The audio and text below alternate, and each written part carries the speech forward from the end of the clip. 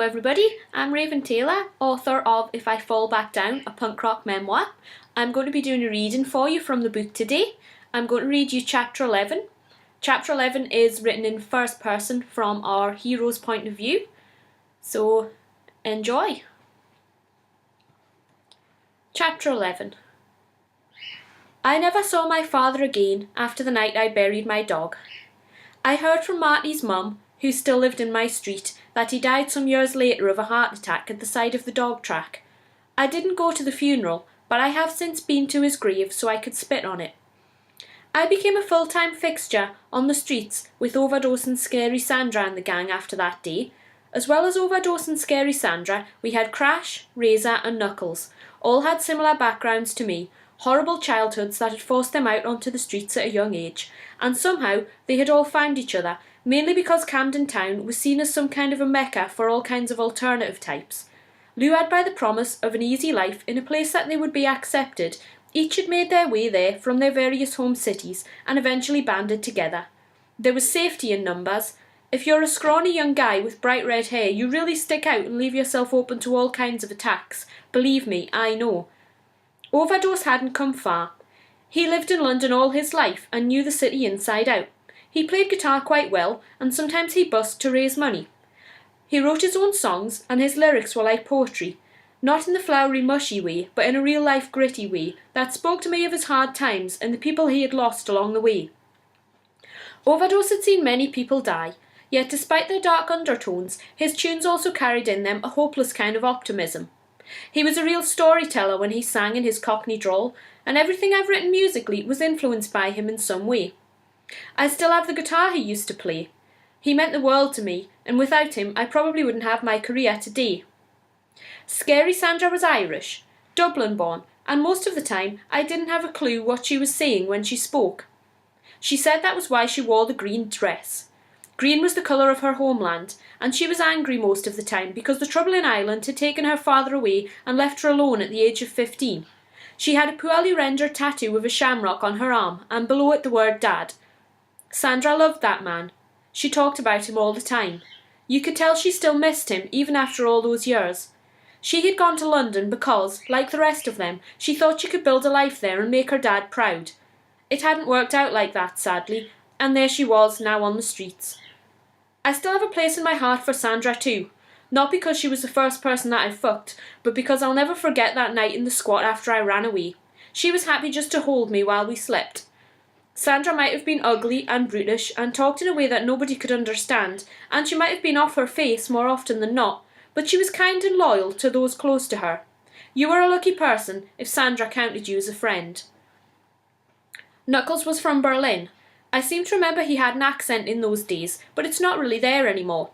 Knuckles has been a great support to me over the years, and he's the only one of the original Camden crew still standing, apart from myself and Marty, of course. Razor played a smaller role in my life because he didn't have the same influence over me as Overdose and Scary Sandra, nor was he around as long as Knuckles to carve such a place in my soul. They were both some of the best and the worst times of my young life. The best were when you were drinking in the World's End pub and it felt like nobody could touch you, and when Overdose sat with me by the canal and taught me to play tunes on his old guitar. The worst times were when winter came and we all sat freezing in the corner of the squat, and when there was no money for drugs and everyone was going crazy from cold turkey. Marty was worried about me. For him, hanging about with these punks and getting pissed and high as a teenager was just a bit of a laugh, but then he always had his home to go to at the end of the day when he got bored. Marty didn't have to depend on these people the way I did, and he didn't get as heavily into the drink and the drugs as I did. After a while, Marty stopped going to the street corner, and I soon learned that he had found a job, an apprenticeship as a mechanic, and that took up most of his time. He still drank with us at the weekends, but I was a terrible friend during that time, and knowing he had a job just meant I spent most of the time begging him for money. It's a wonder he stood by me at all, when he had a life to live, and I was nothing more than a scumbag, contributing nothing to the world. I had been on the streets for about 6 months when Marty arrived at our corner one Wednesday to have a serious chat with me. He obviously had an afternoon off and had come straight from work, still in greasy overalls. He marched right up to me and said, "Toby, I need a word with you." Overdose looked at him suspiciously, and Scary Sandra made fun of his works clothes. Well, at least I'm trying to make a life for myself. Now just give me a minute with Toby. Whatever you want to talk about, you can talk about with all of us. There are no secrets here, I insisted. No, I just want to talk to you. Come on, I'll get you a pint. No point passing up on free drink, kid. Go on, we'll catch you later. In the World's End, Marty bought me a pint and set me down in a corner. I'm worried about you, Toby. There's nothing wrong with me, Marty. Look at the state of you anyway, working for the man. I thought you were a punk. Well, if being a punk means I have to spend my days being miserable, drunk and off my face, then I don't think I want to be one anymore. How long since you looked in the mirror? You look like shit. I thought about it. I couldn't remember the last time I had seen my own reflection. Toby, you're my oldest friend. We grew up together and I can't stand to see you like this. Well, what am I supposed to do? I asked angrily. I've got nowhere else to go. I don't have a family like you do. Overdose has been more of a father to me than my own ever was. Listen, Toby, I'm not dissing Overdose, or Sandra, or any of them. I know they've been there for you in their own way. I've seen Overdose teaching you to play guitar. I know how much you look up to him. But Toby, how long do you think you're going to live if you carry on like this? I don't know. Scary Sandra's about 30. I think Overdose is pushing 40, so they've done okay. And that's what you aspire to.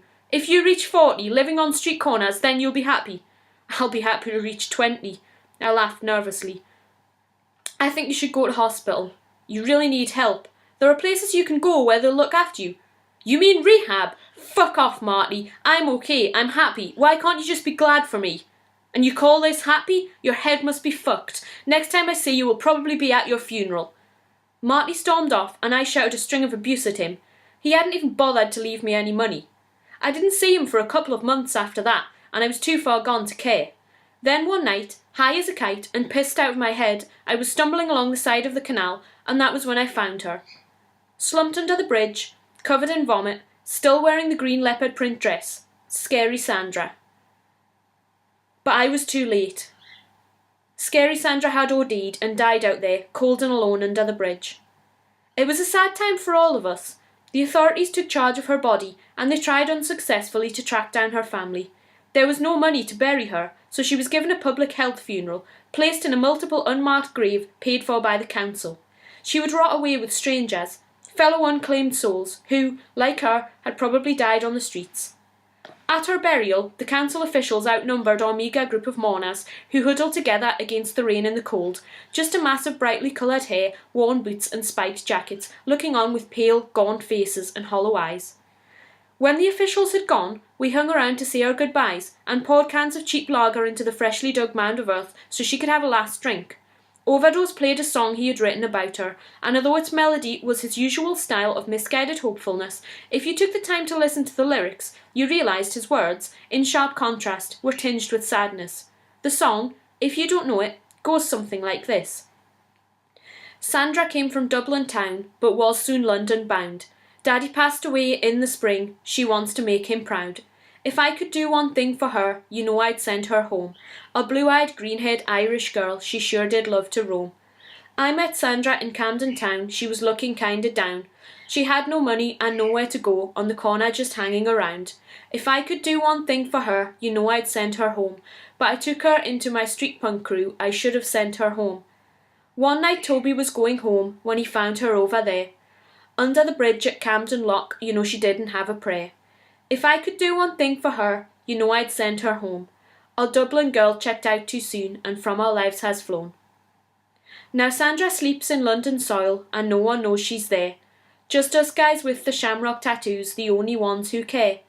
If I could do one thing for her, you know I'd send her home. Back to her father, who she loved, so she wouldn't be alone. She should have gone home, said Overdose, with a tear in his eye that looked completely out of face on his scarred face. They should have sent her back to Ireland to be with her dad, bastards that they are. Now she'll never go home. We were all drunk. To be fair, we were rarely sober, when I got my first tattoo on the day of the funeral. The rest of them were covered in ink, but it wasn't something I had ever experienced. Knuckles knew a guy who did cheap tattoos out of his basement dwelling, and when Overdose told us that was where we were going, we all followed. She's got no gravestone, nothing to tell the world she ever even existed, but we can honour her memory, and that way she'll never be forgotten. Right, lads? On the tube back to Camden, Overdose rolled up his sleeve and explained to me that he had 4 tattoos to commemorate friends and relatives who had died.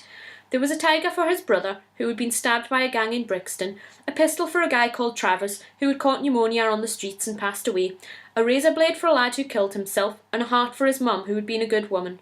They were all crudely drawn by unskilled hands. The fashion police, who have infiltrated even the world of tattoos these days, would have been horrified. But you know, a tattoo is not a fashion statement. You don't have to pay money to be an artist. And these faded, ugly pieces said much more than any of the £300 intricate pieces of worthless crap you see on some folk these days. And right here, Overdose prodded a small bare patch of skin just above his wrist. This bit is for Sandra. That friend of Knuckles, it turned out, also knew Sandra, and he was shocked to hear of her passing when Overdose told him what had happened. He was more than willing, he said, to ink us free of charge if it was to be done in Sandra's memory.